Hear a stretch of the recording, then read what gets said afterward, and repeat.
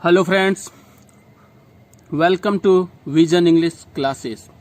Friends, आज से हम लोग बिहार बोर्ड 12th क्लास का जो रेनबो पार्ट 2 है इसको कंप्लीट पढ़ने जा रहे हैं और मैं आपको बिहार बोर्ड का कंप्लीट बुक और इंग्लिश ग्रामर दोनों पढ़ाऊंगा। तो आप हमारे व्हाट्सएप नंबर को अवश्य ज्वाइन करें, क्योंकि मैं आपको सारे का सारा क्वेश्चन आंसर जो ऑब्जेक्टिव एंड सब्जेक्टिव है और वर्ड पावर जो चैप्टर वाइज वर्ड होगा वो सारा का सारा मैं आपको व्हाट्सएप के माध्यम से अवेलेबल करवाऊंगा। तो आप लोग हमारे व्हाट्सएप नंबर पे अवश्य ज्वाइन कर लें और अगर आप वीडियो को देख रहे हैं, समझ में आता है तो इसे अपने दोस्तों में भी शेयर अवश्य करें। तो आइए हम लोग प्रारंभ करते हैं पहला चैप्टर रेनबो पार्ट 2 का। चैप्टर का नाम है Indian civilization and culture. Friends, ये महात्मा गांधी द्वारा लिखे गए थे। महात्मा गांधी लिखे थे इनको इंडियन सिविलाइजेशन एंड कल्चर। ये जो चैप्टर है ये महात्मा गांधी के द्वारा लिखे गए थे। महात्मा गांधी जी का पूरा नाम है मोहनदास करमचंद गांधी। ये पैदा हुए थे 1869 में और इनकी मृत्यु 1948 में हुई थी। कह रहे हैं पॉपुलरली नोन, बहुत ही चर्चित थे एज अ बापू और the father of nation. Mahatma Gandhi जो है बहुत ही चर्चित थे बापू के रूप में और फादर ऑफ नेशन के रूप में। अगला सेंटेंस देखिए, यहाँ कोमा लगा है तो फिर से ये सब्जेक्ट को लेगा कि Mohandas Karamchand Gandhi was more a spiritual leader than a politician. मतलब महात्मा गांधी एक राजनेता से ज्यादा एक धार्मिक नेता के रूप में प्रसिद्ध थे या फेमस थे। He successfully used truth and non violence. इन्होंने सफलतापूर्वक प्रयोग किया। सक्सेसफुली मतलब सफलतापूर्वक, यूज्ड प्रयोग किया ट्रूथ एंड नॉन वायलेंस का as the chief weapons against the British rule in India. ध्यान दीजिए यहाँ पे कि गांधी जी ने सत्य और अहिंसा का प्रयोग मुख्य हथियार के रूप में किया against the British rule in India. याद रखिए फ्रेंड्स, यहाँ पे एक चीज कि ब्रिटिश रूल है, ब्रिटिश नहीं है। कि गांधी जी सत्य और अहिंसा का प्रयोग ब्रिटिश के खिलाफ नहीं किए थे, ब्रिटिश रूल के खिलाफ किए थे।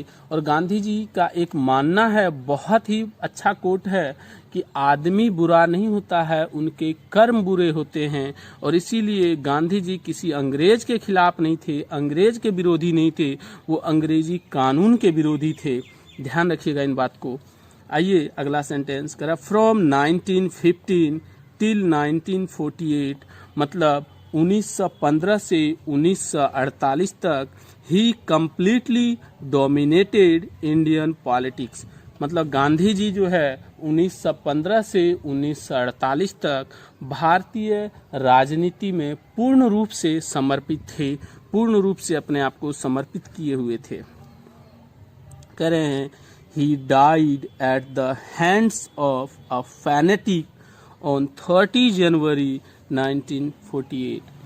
30 जनवरी 1948 ईस्वी को महात्मा गांधी एक फैनेटिक मतलब होता है कट्टरपंथी, जिनका नाम है नाथूराम गॉडसे के हाथों मारे गए थे।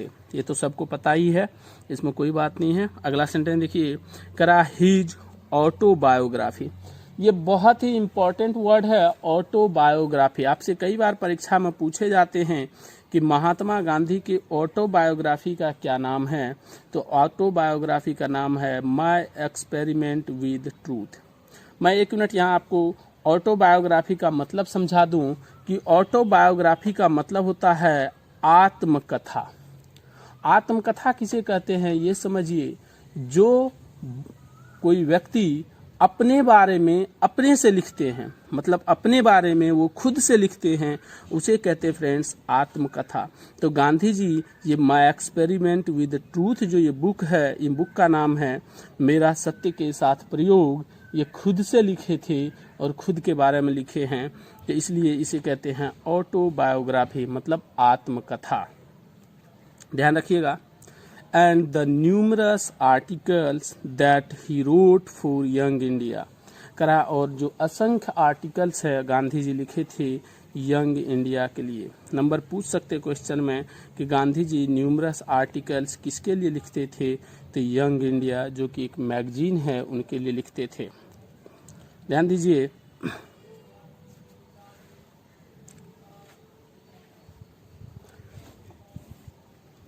करा and the speeches that he delivered on different occasion, जो अलग अलग अवसर पर गांधी जी स्पीचेज देते हैं, भाषण दिए थे, reveals him not only as an original thinker but also as a great master of chaste. करा कि ये जो इनके भाषण थे अलग अलग और ये जो इनके आर्टिकल्स थे, ये केवल गांधी जी को एक महान विचारक के रूप में व्यक्त नहीं करते हैं, बल्कि एक इन्हें बहुत बड़े संत के रूप में व्यक्त करते हैं और साथ ही साथ इन्हें इडियोमैटिक इंग्लिश के रूप में भी जाने जाते हैं इन लेखों से और इनके स्पीचों से के माध्यम से। करा इन द फॉलोइंग एक्सट्रैक्ट, करा ये जो फॉलोइंग एक्सट्रैक्ट मतलब होता है छंद, ध्यान रखिएगा एक्सट्रैक्ट मतलब क्या होता है छंद। आप लोग हमारे व्हाट्सएप नंबर पे अवश्य व्हाट्सएप पे ज्वाइन करें सो दैट कि मैं आपको कंप्लीट वर्ड का मीनिंग और साथ ही साथ इसका उच्चारण भी आपको दे दूंगा कि आपको कहीं दिक्कत ना हो। हम समझ सकते हैं कि बिहार बोर्ड के जो बच्चे होते हैं उनको उच्चारण की बहुत दिक्कत होती है और उन्हें लिखने में भी प्रॉब्लम होता है। तो दोस्तों, मैं आप लोगों के लिए राइटिंग का भी क्लास स्टार्ट कर रहा हूं कि हमें कैसे राइटिंग करना है, कैसे बेहतर राइटिंग करना है, और साथ ही साथ मैं आप लोगों के लिए ग्रामर का बैच स्टार्ट कर रहा हूं बहुत जल्दी। तो आप लोग हमारे व्हाट्सएप नंबर पे अवश्य ज्वाइन करें और आपको क्वेश्चन आंसर लिखने का भी तरीका सिखाऊंगा।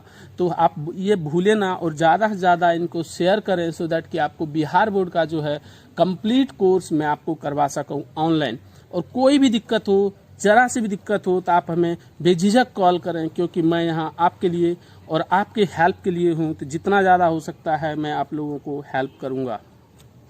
देखिए, एक्सट्रैक्ट मतलब क्या होता है छंद। तो जो एक्सट्रैक्ट हम लोग अभी पढ़ रहे हैं उसका नाम है इंडियन सिविलाइजेशन एंड कल्चर। क्या नाम है? Indian civilization and culture. आप लोग ध्यान दीजिए, यहाँ पे कह रहे हैं कि इस छंद में गांधी जी बात करते हैं, talks about the sound foundation of India. बहुत ही इंपॉर्टेंट लाइन है कि गांधी जी ये जो कहानी हम लोग पढ़ रहे हैं इंडियन सिविलाइजेशन एंड कल्चर, इसमें किस चीज़ के बारे में बात करते हैं गांधी जी, इसमें क्या कौन सी ऐसी बात है जिसको गांधी जी यहाँ रखना चाहते हैं। तो यहाँ गांधी जी बात करते हैं साउंड फाउंडेशन ऑफ इंडिया, मतलब भारत की नींव के बारे में। किसकी नींव? भारत की नींव कह सकते हैं, भारत की सभ्यता की नींव। भारत की जो सभ्यता है इंडियन सिविलाइजेशन, इसकी नींव के बारे में बात करते हैं। ध्यान रखिए फ्रेंड्स कि यहाँ से क्वेश्चन बनता है कि गांधी जी जो है इंडियन सिविलाइजेशन एंड कल्चर में किस चीज़ के बारे में बात करते हैं, तो भारतीय सभ्यता की नींव के बारे में बात करते हैं और उसका इंग्लिश होगा the sound foundation of Indian civilization. यहाँ कहते हैं which has successfully withstood the passage of time, जो कि सफलतापूर्वक टिके रहे, अडिग रहे बीतते हुए समय के साथ। पूरा हम लोग समझेंगे, जब हम पूरा चैप्टर पढ़ लेंगे तब हमें पूरा समझ में आएगा कि गांधी जी यहाँ क्यों कहते हैं कि वो विदस्टूड रहे, मतलब अडिग रहे बीतते हुए समय के साथ। The western civilization which has the tendency to privilege materiality. कह रहा है कि वेस्टर्न सिविलाइजेशन मतलब पश्चिमी सभ्यता, जिसे कि टेंडेंसी है, प्रवृत्ति है। टेंडेंसी मतलब क्या आता है? प्रवृत्ति। प्रिविलेज मेटेरियलिटी, मेटेरियलिटी को अपनाना। फ्रेंड्स, मेटेरियलिटी मतलब होता है भौतिकता, और भौतिकता किसे कहते हैं? जिसमें कि सिर्फ लोग वस्तु का महत्व देता है, नैतिकता को नहीं देते हैं, उसे कहते हैं भौतिकता। Correct, can not match the Indian civilization that elevates the moral being. करा जो कि भारतीय सभ्यता से, इंडियन सिविलाइजेशन से मैच नहीं कर सकता है। क्यों नहीं कर सकता है? क्योंकि इंडियन सिविलाइजेशन बढ़ावा देता है, एलिवेट्स करता है मोरल बीइंग को, मतलब नैतिकता को। इंडियन सिविलाइजेशन किसको बढ़ावा देता है? मोरल बीइंग को, और वेस्टर्न सिविलाइजेशन मैटेरियलिटी को। ये क्वेश्चन पूछे जाते हैं, ध्यान रखेंगे।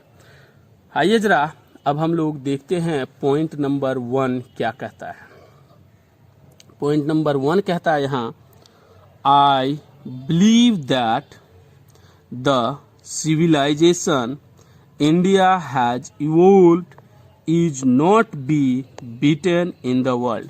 कह रहे हैं कि जो गांधी जी कहते हैं, मैं विश्वास करता हूं कि द सिविलाइजेशन, जो सभ्यता इंडिया हैज इवोल्व्ड, भारत ने विकसित किया है, is not be beaten in the world, उसे दुनिया में कहीं भी हराया नहीं जा सकता है। ध्यान दीजिए, कह रहे nothing can equal the seeds sown by our ancestor. करा कुछ भी इक्वल नहीं हो सकता है, बराबर नहीं हो सकता है जो सीड हमारे पूर्वजों द्वारा बोए गए हैं।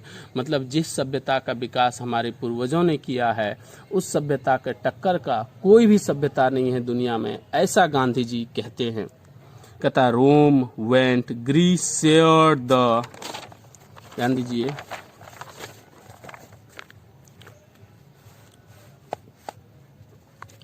same fate that the might of Faras was broken। कर रहा है कि ग्रीस चला गया, रोम का भी वही हाल हुआ और फारस टूट गया पूरा। जापान हैज बिकम वेस्टर्नाइज, और जापान क्या हो गया? वेस्टर्नाइज हो गया। China nothing can be said, कर रहा है चाइना के बारे में कुछ कहा नहीं जा सकता है कि क्या हुआ। आगे देखिए, बट इंडिया, कर रहा लेकिन India, Bharat, is still somehow or other sound at the foundation, Bharat अपने नींव पर कैसे भी करके टिका हुआ है। अगला देखिए कह रहा है, the people of Europe learn their lessons from the writings of the men of Greece और रोम। कह रहे हैं कि जो यूरोप के जो लोग हैं वो लर्न कर रहे हैं, मतलब सीख रहे हैं उनका लेसन, मतलब कि सभ्यता का लेसन सीख रहे हैं। यहाँ ध्यान रखिए, डायरेक्ट आप मीनिंग निकालेंगे गलत हो जाएगा। यहाँ पे यूरोप के जो लोग हैं वो ग्रीस और जो रोम के लोगों के द्वारा जो सभ्यता के बारे में, ग्रीस और रोम की सभ्यता के बारे में लिखा गया था, उनसे सीखने का प्रयास कर रहे हैं। क्या कर रहे हैं? सीखने का प्रयास कर रहे हैं। द यूरोपियंस इमेजिन, कर रहे हैं यूरोपियन लोग कल्पना करते हैं कि they will avoid the mistakes of Greece and Rome. अब वे लोग जो है रोम और ग्रीस ने जो मिस्टेक किया था, जिसकी वजह से कि उनका सभ्यता बर्बाद हो गया, उन मिस्टेक को अवॉइड करेंगे, मतलब नज़रअंदाज करेंगे, उन मिस्टेक को नहीं करेंगे। सच इज देयर पीटिएबल कंडीशन, कह रहा है कि इनकी एक दयनीय अवस्था कह सकते हैं, एक अच्छी अवस्था नहीं कह सकते हैं। अगला देखिए कह रहे हैं, कह रहा in the midst of all this, कह रहा इन सब के बावजूद India remains immovable and that is her glory. कह रहा जब दुनिया का सभ्यता तबाह हो रहा था, गांधी जी देखिए क्या कर रहे हैं कि दुनिया का सभ्यता जब तबाह हो रहा था, जैसे कि आपने देखा रोम चला गया, ग्रीस चला गया, फारस बर्बाद हो गया, जापान पूरा का पूरा वेस्टर्नाइज हो गया, चाइना में काफ़ी सारा मिक्सअप हो गया, लेकिन इंडिया अपनी जगह पे ही बना रहा, इमूवेबल रहा। यही इंडिया की सुंदरता है। इमूवेबल मतलब क्या होता है? अडिग होना, अचल होना, समझ रहे हैं, जो अस्थिर होना। यहाँ पे स्पेलिंग देख लीजिए, IMMOVABLE है, मैं आपको वर्ड में दे दूंगा इसका मीनिंग।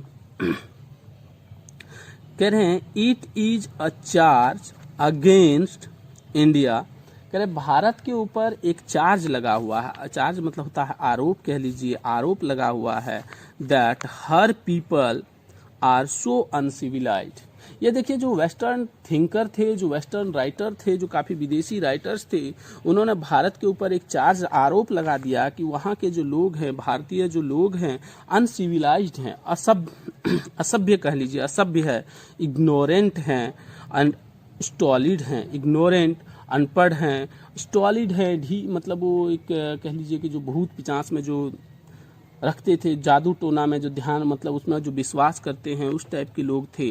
कह रहे that is not possible to induce them, कह रहा इसलिए ये संभव नहीं है कि उनको इंड्यूस करे, उसको परिवर्तित कर सके, टू अडॉप्ट एनी चेंजेस, किसी बदलाव के लिए चेंज कर सके। मतलब अंग्रेज लोगों ने काफ़ी प्रयास किया कि भारतीय लोगों को बदल दे, इनके सभ्यता को बदले, लेकिन यहाँ के सभ्यता को वो बदल नहीं पाए, इसलिए उन्होंने ये आरोप लगा दिए। अगला देखिएगा, it is charge really against our merit. कह रहे हैं कि ये जो चार्ज है ये वास्तव में हमारे मेरिट के ऊपर लगा हुआ है। What we have tested and found true, कह रहा है कि जो कि हम लोगों ने टेस्ट किया हुआ है और पाया कि ये सत्य है। On the anvil of experience, ये पूरा का पूरा अनुभव के आधार पर, हमारे पूर्वजों ने जो सभ्यता बनाया वो पूरा उन्होंने अनुभव करके बनाया कि क्या बेहतर हो सकता है, कितना ज़्यादा अच्छा सभ्यता हम बना सकते हैं, इसलिए उन्होंने बनाया।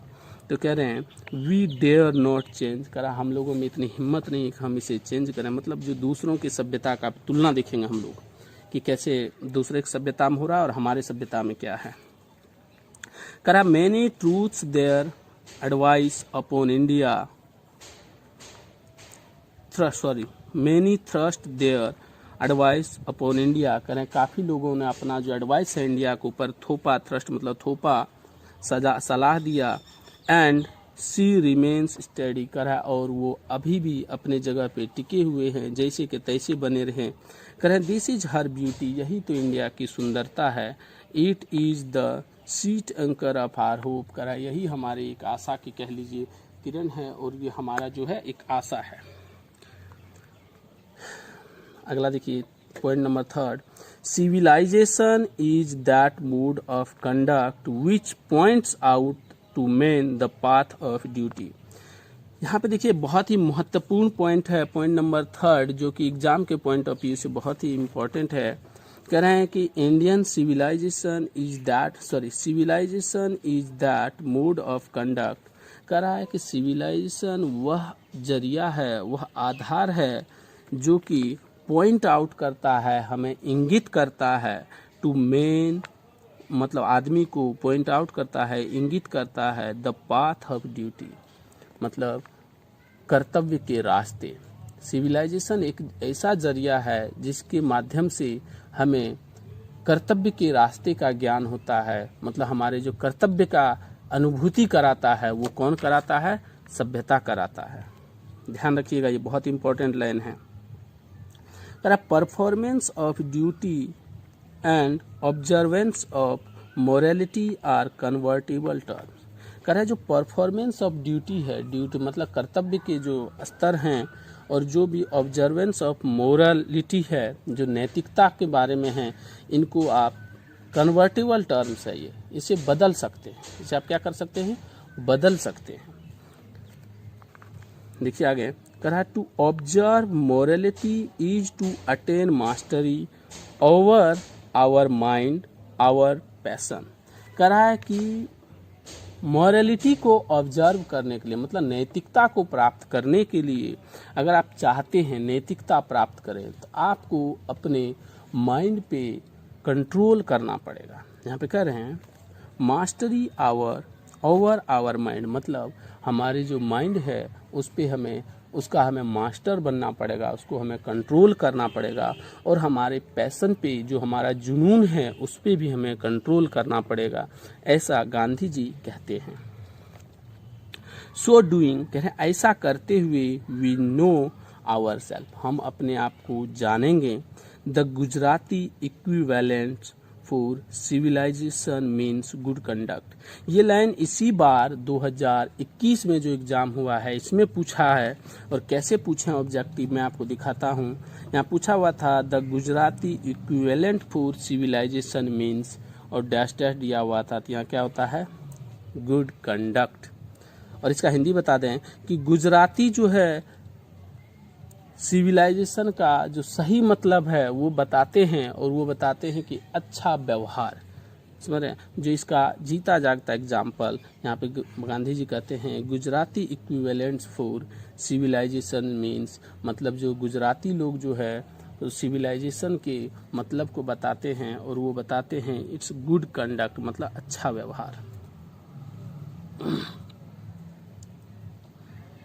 इफ दिस 4 नंबर देखिए, करा if this definition be correct, करा अगर ये डेफिनेशन करेक्ट होता है, then India as so many writers have shown has nothing to learn from anybody else and this is as it should B.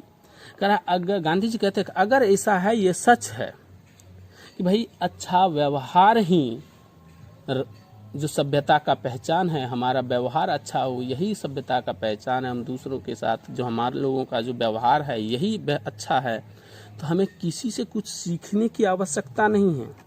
Gandhi ji यहाँ कहते हैं इफ दिस डेफिनेशन भी correct, ये जो तीसरा नंबर का डेफिनेशन है ये करेक्ट होता है, then India as so many writers have shown, जैसा कि इंडिया को काफी सारे लेखकों ने दिखाया है, has nothing to learn from anybody else, किसी से कुछ सीखने की आवश्यकता नहीं है, and this is as it should be, करा इसे वैसा ही होना चाहिए जैसा कि यह है।